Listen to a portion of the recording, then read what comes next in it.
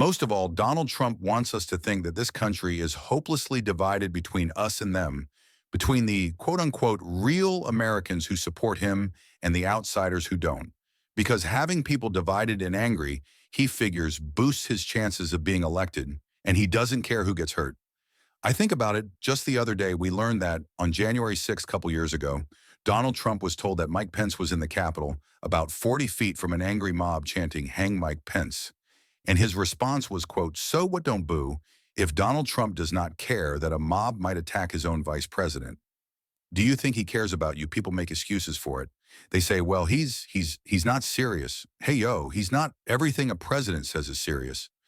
Everything that somebody is aspiring to office is listened to, and people make excuses for it. They think, well, it's funny or it's okay as long as our side wins.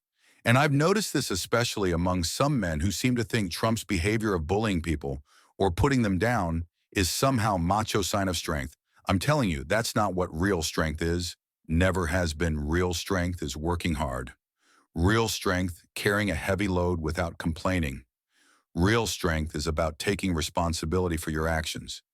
Real strength is telling the truth, even when it's inconvenient.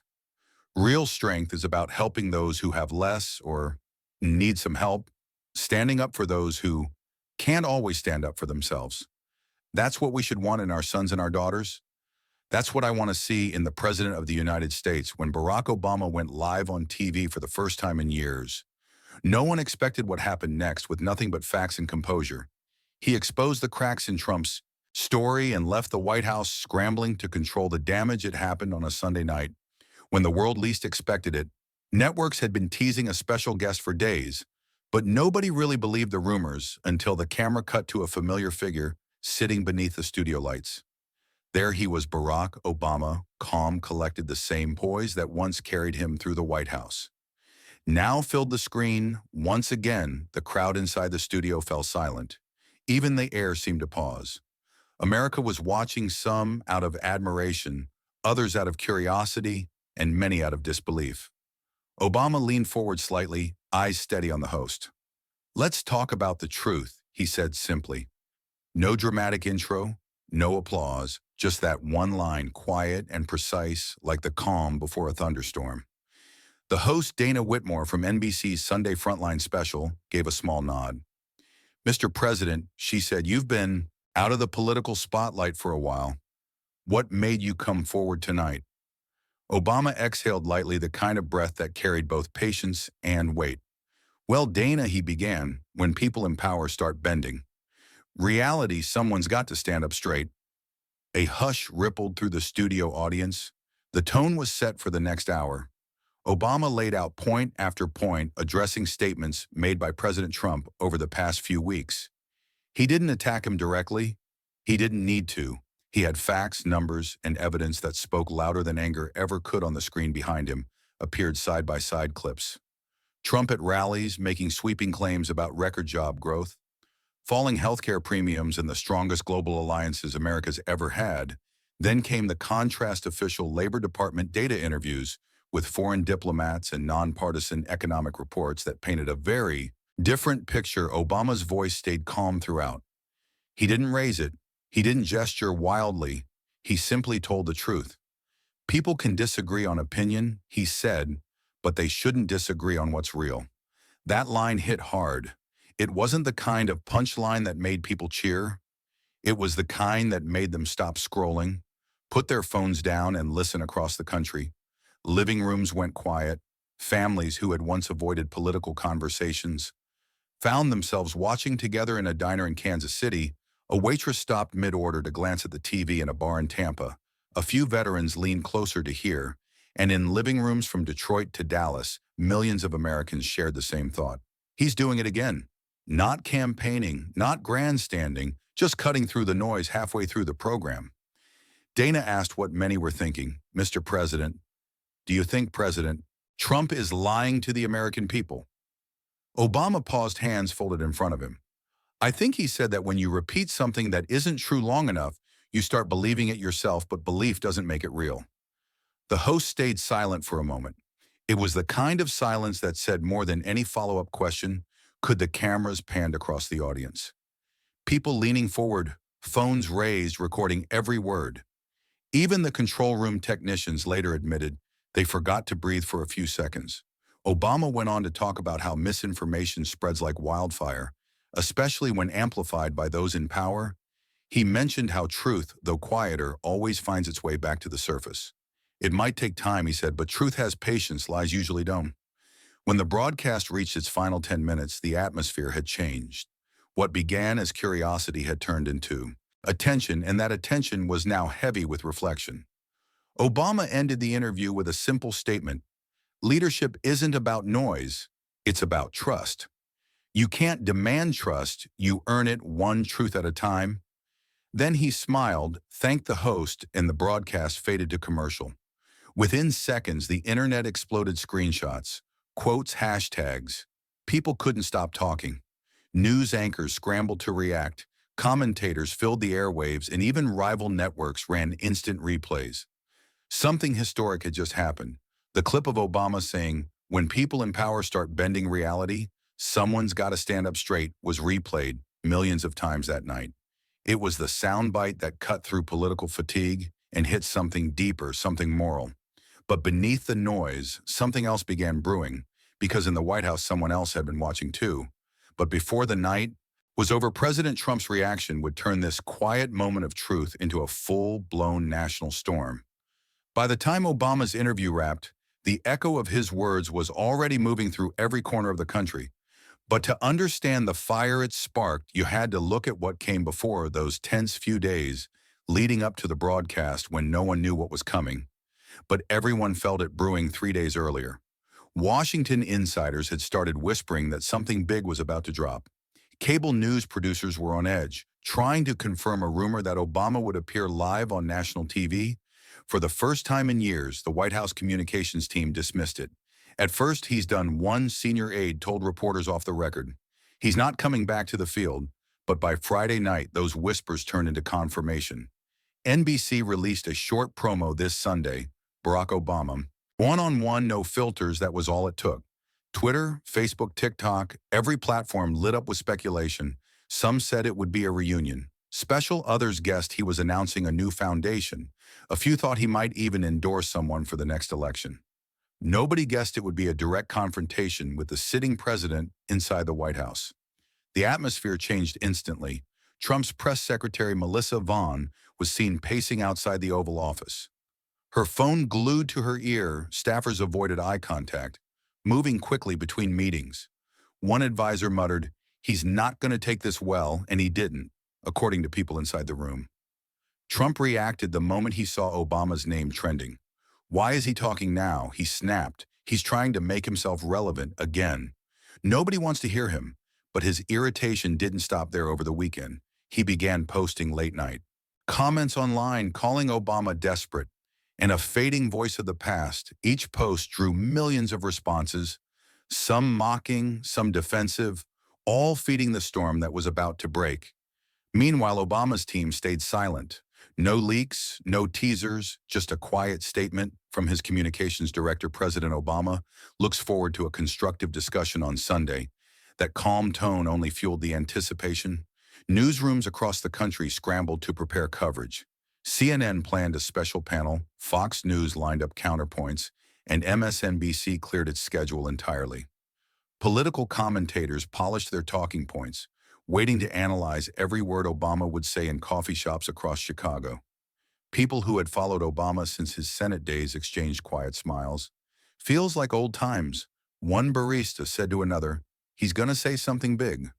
Saturday came with an unusual stillness in Washington. No major events, no breaking news, just a growing curiosity, the kind that makes even the uninterested tune in a small diner off Route 1 in New Jersey.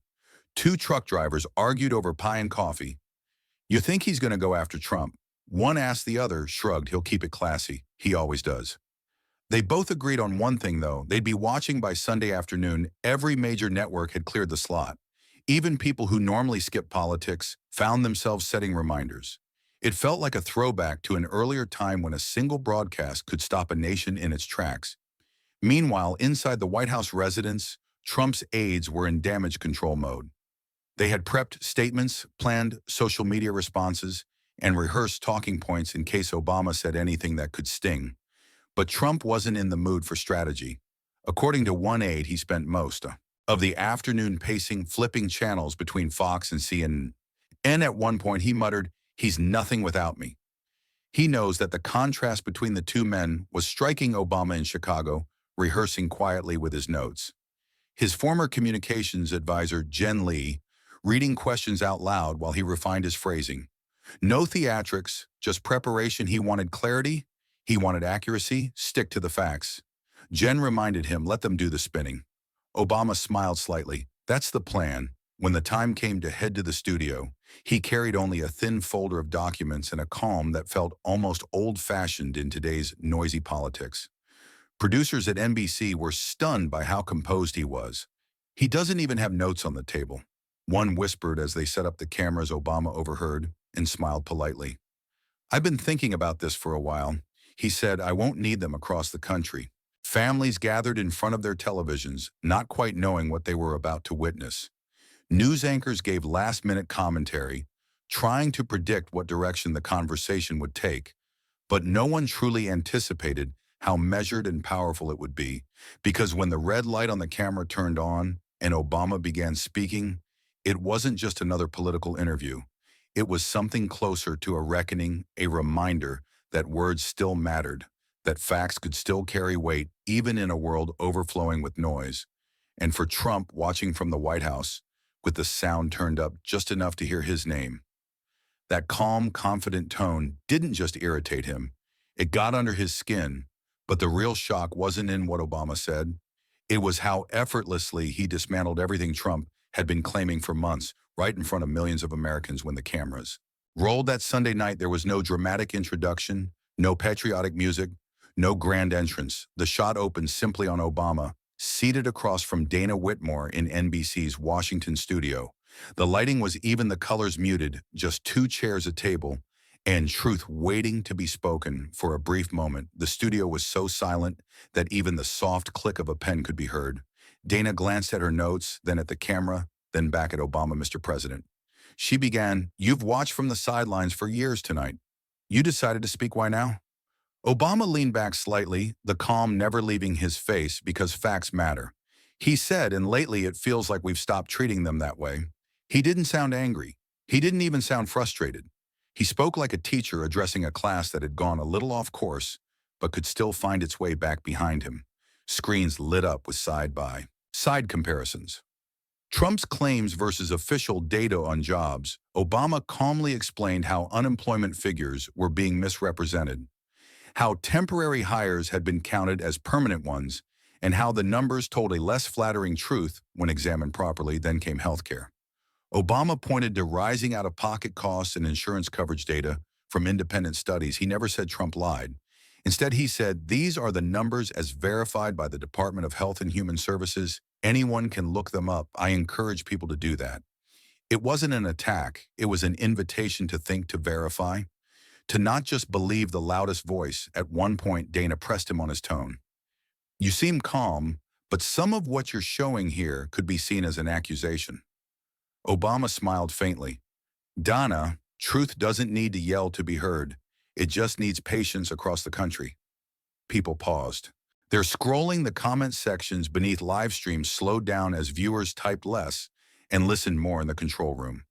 One of the producers whispered, he's not defending himself, he's defending the truth. The broadcast hit its midpoint when Obama addressed Foreign Alliance's footage played of Trump, claiming that America's global respect has never been higher. Obama countered, gently showing clips of European leaders voicing concern about the administration's unpredictability and policy reversals. He never mocked. He never dramatized. He simply let the evidence speak, and yet that restraint made it even more powerful. Back at the White House, Trump's media team sat watching in disbelief. One aide, Sam Leland, muttered under his breath, he's making it sound like we're lying to everyone. Trump, sitting behind the resolute desk, didn't look away from the screen. His jaw was set tight, eyes locked. He's trying to humiliate me, he said. Turn it off, but he didn't mean it. Nobody touched the remote. They all knew better. Meanwhile, in the NBC studio, Obama began to add context to his examples. explaining not just what was wrong, but why people deserve better than misinformation. He spoke about how confusion benefits those who want to avoid accountability. The truth doesn't serve a side. He said it serves everyone, and if we start bending it to win arguments, we lose something bigger than elections. We lose trust. That line drew a long silence from Dana. It was clear she felt the gravity of it too for viewers. This wasn't about left or right anymore. It was about something much more basic, who they could believe. A live audience in the studio erupted in quiet applause. Not the usual studio clapping, it was hesitant, thoughtful, respectful.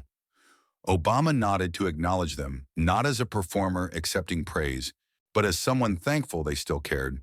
Outside, people were glued to screens. Bars in Atlanta turned down the music students in dorms, stopped mid-conversation in a Detroit firehouse. A group of firefighters watched the stream between calls, one of them whispering, "Man, I forgot what that sounded like, somebody talking." Since Obama wrapped up by addressing the broader issue, it's not about who's in office. He said it's about what kind of country we want to be. Do we reward anger or do we reward honesty? Those words would replay on every network for days. Dana ended the interview on a reflective note. "Do you think Americans can still agree on what's true?" she asked. Obama paused. "We can," he said softly. "But it takes courage to admit when we've been misled, and it takes leadership to tell the truth when it's inconvenient." He thanked her, shook her hand, and stood. The cameras followed him, walking off stage. No wave, no lingering look, just a man who said what needed to be said and left quietly. When the broadcast cut to black producers, knew they had witnessed something rare. Ratings shot up within minutes, but the real impact was far beyond numbers. It was emotional, collective. In living rooms across America, people looked at each other unsure what to say. Something about the way he spoke made the shouting match of politics feel small. But while Obama's calm words resonated through homes and headlines, the reaction they provoked inside the White House would soon erupt into chaos. And everyone watching could feel it coming. Before the credits had even finished rolling, the internet went into overdrive within minutes. Hashtags like #ObamaFacts, #truth over tweets, and #Trump meltdown began climbing the trending lists across Twitter, Facebook, and TikTok. What had started as a quiet Sunday evening turned into a full-blown national conversation by the time most people were putting their kids to bed. Clips from the interview spread like wildfire. The moment Obama said, "When people in power start bending reality, someone's got to stand up straight," was replayed endlessly, shared by everyone from journalists to teachers to teenagers making reaction videos. The tone wasn't celebratory, it was stunned. It had been years since a political figure had managed to capture the public's attention without theatrics, and people didn't quite know how to process it. At 9:37 p.m., a college student in Austin uploaded a short clip of Obama saying, "Truth doesn't need to yell to be heard," with the caption, "This hit harder than anything I've heard in years." Within an hour, it had 3 million views by 10 p.m. TikTok creators were remixing Obama's words with dramatic background music, while podcasters jumped on live streams. To dissect what had just happened, one political analyst tweeted that wasn't an interview, that was a masterclass in credibility. Even comedians got in on it. Late-night host Trevor McClain joked during his live taping, "Obama just fact-checked Trump so calmly, I think half the internet forgot how to argue for a minute." The audience laughed, but there was truth in it. Obama's composure had thrown everyone off balance in homes across the country. People were having the same conversation. Was he right? Were we really being misled? A woman in Philadelphia texted her sister, "I didn't even like him much before, but tonight I felt like he was talking to all of us." Her sister replied simply, "Yeah, he made it sound simple again." Cable networks scrambled to respond. CNN ran the headline, "Obama brings facts calm to heated political climate." Fox News countered with, "Obama attacks Trump policies in primetime appearance." MSNBC called it the moment that reset the debate. Everywhere you looked, someone was analyzing the same hour from 100 different angles. But beneath all the political noise, something quieter was happening. People were starting to check the data for themselves. Google searches for unemployment numbers, 2025, spiked overnight. Independent journalists began reposting official statistics. confirming that many of Obama's claims were accurate. The reaction wasn't just national global outlets picked up the story too. The BBC, Le Monde, and Al Jazeera all ran segments comparing Obama's tone to Trump's unpredictability. A German newspaper headline read, "America rediscovered its adult in the room." Meanwhile, inside the White House, the mood was anything but calm. Staff members huddled in offices long after midnight drafting possible responses. The press team debated whether to issue an official statement or let it pass, but Trump had already made his decision. He was going to speak for himself around 11:45 p.m. His first post went up. "Obama should thank me for everything I've done for this country. Nobody would even remember him if it weren't for me." Sad within minutes, millions of comments poured in, some supportive others, mocking. One reply read, "He didn't have to yell, 'Mr. President,' that's why it worked by midnight."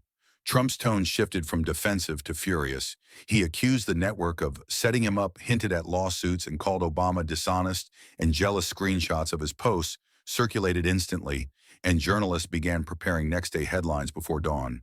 Meanwhile, ordinary Americans couldn't sleep. The debate stretched into the early hours. Zoom calls, podcasts, comment threads, filled with people trying to make sense of what they'd seen. For some, it felt like validation. For others, like betrayal. In Atlanta, a retired teacher named Ruth posted on Facebook, "I don't care who you voted for. When a man can speak truth without shouting, that's leadership." Her post was shared 80,000 times before sunrise. By morning, memes were everywhere. One showed Obama sitting calmly in the interview with the caption, "The look of a man with receipts." Another featured Trump's angry tweets side by side with Obama's quote about patience. It wasn't just politics anymore. It was culture. Coffee shops buzzed with quiet discussions.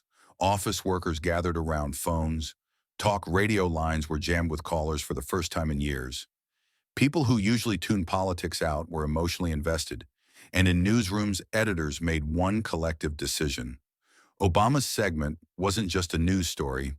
It was this story every morning, show, every podcast, every blog, LED with it. But even as the world analyzed, laughed, and argued, the real storm hadn't hit yet, because when Trump appeared in front of cameras the next morning, it wasn't just to respond, it was to retaliate. But what America was about to witness in that press room would erase any illusion of control Trump had left and turn a viral moment into a political earthquake. The morning after Obama's interview, the White House press room felt like a pressure cooker. Reporters were packed shoulder to shoulder, cameras already rolling even before the president appeared. You could sense that something unpredictable was about to happen. The air wasn't just tense, it was charged. Trump was late, which only added to the speculation. Aides moved in and out of the room, whispering, exchanging quick looks when he finally walked in. He wasn't smiling, he didn't wave. He just gripped the podium with both hands and stared at the crowd. "Good morning," he said, though it didn't sound like one. His tone was flat at first, but the anger underneath was unmistakable. So he began, "I saw the interview last night. Former President Obama decided to come out of retirement and try to make himself relevant. Again, very unfair. Very dishonest." Reporters leaned forward. Microphones caught every word he went on. "I've done more for this country in 3 years than he did in 8. Everyone knows it, everyone." He's jealous, that's what this is. He's jealous of success behind the cameras. One journalist mouthed silently to another, "Here we go." Trump shuffled his notes, then tossed them aside. "You know, I wasn't even going to talk about this. I was going to focus on the economy today. Tremendous numbers, by the way. Best ever, but when somebody goes on national TV and lies, I can't stay quiet." The irony wasn't lost on anyone. He pointed toward a reporter from CNN. You're fake news. You probably loved it. You've been begging for Obama to come back because your ratings were terrible without him?" The room went still. The reporter tried to interject, but Trump cut him off. "Don't talk, I'm talking." It wasn't a press briefing anymore. It was a confrontation. A Fox News correspondent, usually friendly with the administration, raised her hand. "Mr. President," Obama cited Department of Labor data when addressing job growth. Trump slammed a hand on the podium. "Wrong, totally wrong. Those numbers are outdated. We have new numbers, the best numbers."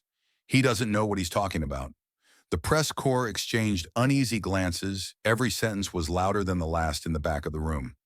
An aide whispered to another, This is getting out of hand, but Trump was too far gone to stop. He continued for nearly 20 minutes. Moving from defensive to furious, he accused NBC of staging a setup, claimed the network had edited the ERUPTS footage to make him look bad, and hinted that Obama had coordinated with radical left insiders to embarrass him. At one point, he turned to the cameras directly. "He's not the president anymore, I am." And people need to remember that that line hit the air like a thunderclap. It wasn't scripted, it was emotional raw. Almost desperate, a veteran reporter asked softly, "Sir, are you concerned about how this looks to the public?" Trump paused, his eyes narrowed. "I don't care how it looks. I care about what's real. And what's real is that we've done more than anyone else, period." But even as he spoke, his voice trembled slightly. Clips from the press conference were broadcast live on every major network. The image of Trump gripping the podium, red-faced interrupting journalists, it spread instantly side by side. Comparisons began appearing online within minutes. Obama's calm, steady demeanor from the night before versus Trump's volatile defensive performance in homes and offices across the country. People started drawing their own conclusions. "He looks cornered," said a retired veteran in Ohio watching the coverage. "He's angry because Obama didn't have to yell by noon." Even some conservative commentators were uneasy. One on-air analyst admitted the president's response today was emotional to say the least. Trump's communications team tried to regain control. They issued a statement claiming his frustration stemmed from media distortion, but it was too late. The damage was done.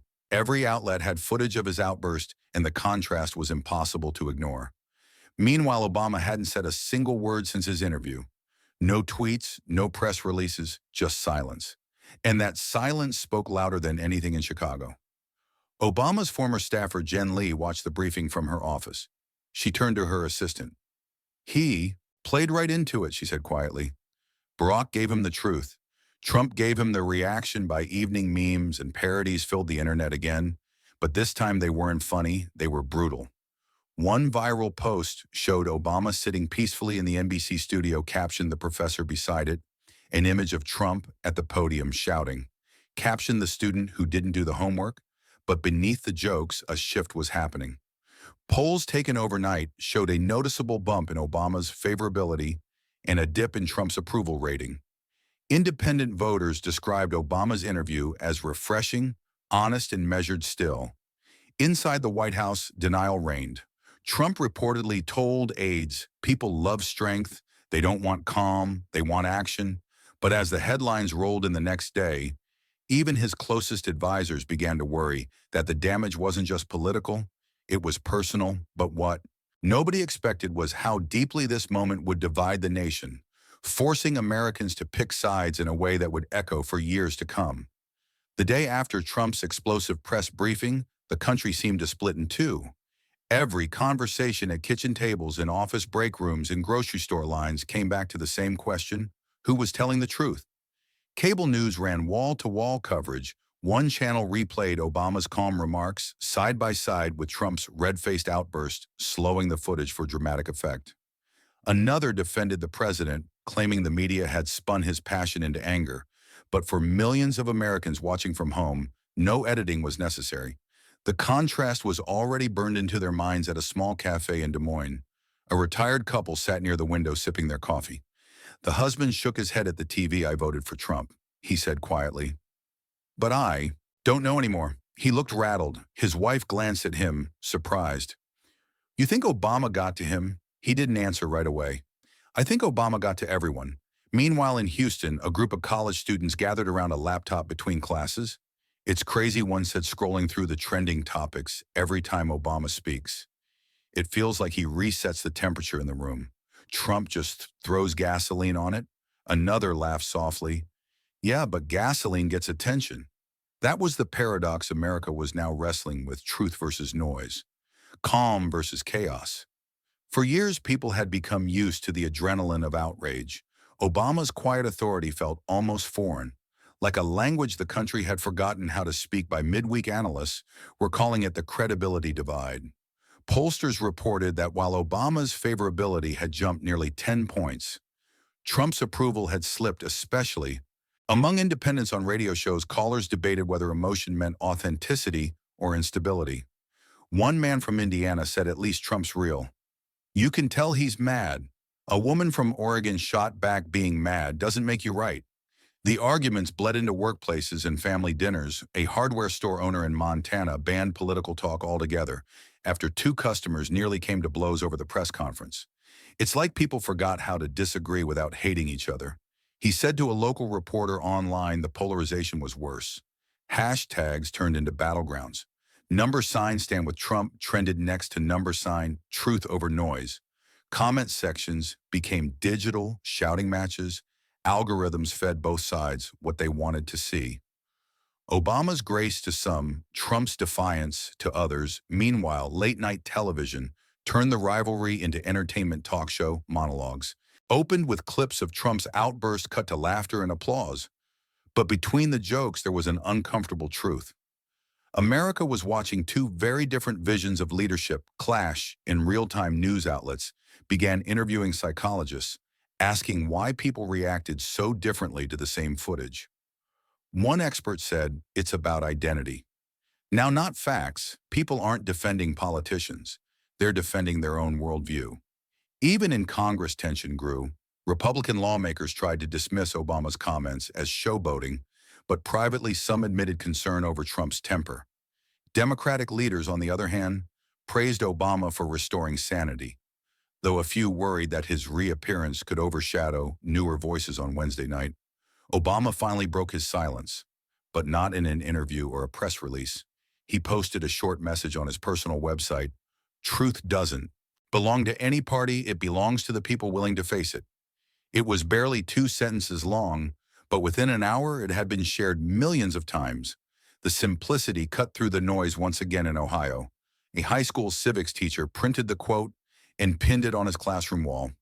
We're going to talk about what this means tomorrow, he told his students, because this is history happening right now. As the days passed, news anchors started calling Obama's appearance the Sunday reckoning. Some said it marked the moment America's patience began wearing thin. Others argued it reignited the public's interest in truth after years of exhaustion at the White House. However, the narrative was completely different. Trump's team doubled down. They flooded social media with clips of economic achievements and photos of rallies. They portrayed Obama as a manipulator trying to divide the country during one internal meeting. An aide cautiously suggested a more measured response. Trump cut him off. No, he snapped. You fight fire with fire. People love a fight. That's how you win. But not everyone agreed in private. Several Republican strategists began quietly advising their candidates to distance themselves from the feud. It's not helping, one admitted off record. He looks angry. She looks composed. You can't win that image battle across America. People were tired but glued to the spectacle. The fight between two presidents, one past, one present, was more than politics. Now it was a mirror forcing citizens to confront what kind of leadership they valued. And while Trump's base rallied harder than ever, a subtle shift was happening among the undecided. They were starting to crave something steady again, something that didn't shout. The country wasn't just watching two men anymore. It was watching itself trying to decide whether calm conviction or fiery defiance would define its future. But just when it seemed like the dust might finally settle, Obama made one final move, a quiet, measured gesture that reignited the debate and reminded the nation why words, when used wisely, can still shake the ground. By Friday morning, America had spent 5 straight days arguing, talk shows, podcasts, and panel discussions, dissected every word Obama had said, and every reaction Trump had given the country, was exhausted but still watching. The story refused to die. Then just after noon, Barack Obama appeared again, not on network television this time, but in a quiet, unexpected setting, a university auditorium in Chicago, where he was scheduled to speak to a group of graduating students. No reporters were invited, no teleprompters, just rows of young faces and a few cameras that streamed the event online. He walked onto the stage, with his usual calm, smiling slightly as the applause faded. He rested his hands on the podium and began, without preamble. I've heard there's been a lot of talk this week. He said, his tone gentle but firm, some of it loud, some of it angry, some of it thoughtful. That's America, every voice fighting to be heard. The students chuckled softly. Obama continued. But I want to talk about something we keep forgetting. Truth isn't a weapon, it's a responsibility. He paused to let the words breathe. When I spoke on Sunday, I didn't do it to embarrass anyone. I did it because truth should outlive pride. Leadership isn't about who shouts the loudest. It's about who stands steady when others are losing their balance. It wasn't directed at Trump by name, but everyone knew who he meant. And yet the way he said it didn't feel like an attack. It felt like a mirror being held up to the country itself a few rows from the front. A student raised her hand nervously. President Obama. She asked, how do you tell the truth when people don't want to hear it? Obama looked at her for a moment thoughtful. You say it anyway, he replied, because silence helps the lie more than the liar.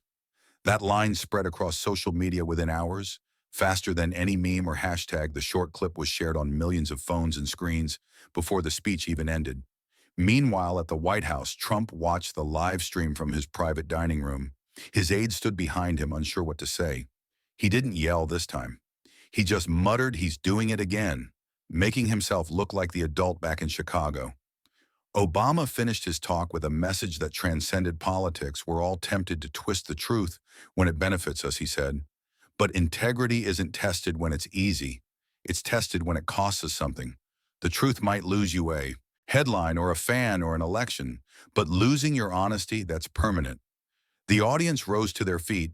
The applause wasn't wild. It was steady, long, sincere. Obama smiled humbly, gave a small wave, and left the stage through a side door, disappearing without another word outside the auditorium. Reporters who had rushed over too late were left filming students, wiping away tears, or taking photos, beside the quote already printed on banners. Silence helps the lie more than the liar. The clip played across every platform that night. News anchors described the moment as a return to moral clarity.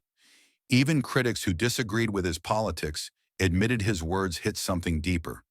It wasn't about policy anymore. It was about character for ordinary Americans. The contrast couldn't have been sharper. Trump's fury had dominated headlines for days, but Obama's quiet composure cut through like a whisper in a shouting match, and that whisper stuck. A family in Ohio sat together at dinner, watching the speech replay on YouTube. The father, a former factory worker, turned to his teenage son. You don't have to like the guy, he said, but that's what leadership looks like: calm, honest, not scared of facts. Across the country, people began sharing their own stories. Teachers, nurses, veterans talking about moments when they had spoken the truth. Even when it was unpopular, the conversation had shifted from politics to something moral, something human, pollsters later said. Obama's approval didn't just rise, trust in political institutions briefly did too. It was as if, for one fleeting moment, Americans remembered what accountability was supposed to look like. Trump, meanwhile, retreated from the spotlight for a few days, his team scrambling to redirect attention. They released new policy announcements, tweeted about other issues, but the energy had changed. The fight he'd been ready for was no longer there. The nation had already moved on to a different discussion. Honesty. The following Sunday, a journalist summarized it best: Obama didn't win an argument. He reset the standard. That week became a turning point. College professors used Obama's speech in ethics classes. Pundits debated its long-term effect. But for everyday Americans, the lesson was simple. The truth isn't supposed to make us comfortable. It's supposed to keep us grounded. And as the noise of politics continued to roar, Obama's words lingered in quiet corners of the internet, in classrooms and conversations between parents and children, a reminder that dignity still mattered even when it wasn't trending. Because in the end, this story wasn't about two men fighting for power. It was about a country remembering what integrity looks like and realizing how easily it can be lost when emotion replaces honesty. So if you're watching this right now, take a moment to think about the voices you believe, the facts you share, and the truth you defend. The world doesn't change when politicians argue. It changes when ordinary people decide that facts still matter. And if you want more stories that make you feel something real, stories about truth, courage, and character, don't forget to subscribe, because no matter how loud the lies get, the truth will always deserve a voice.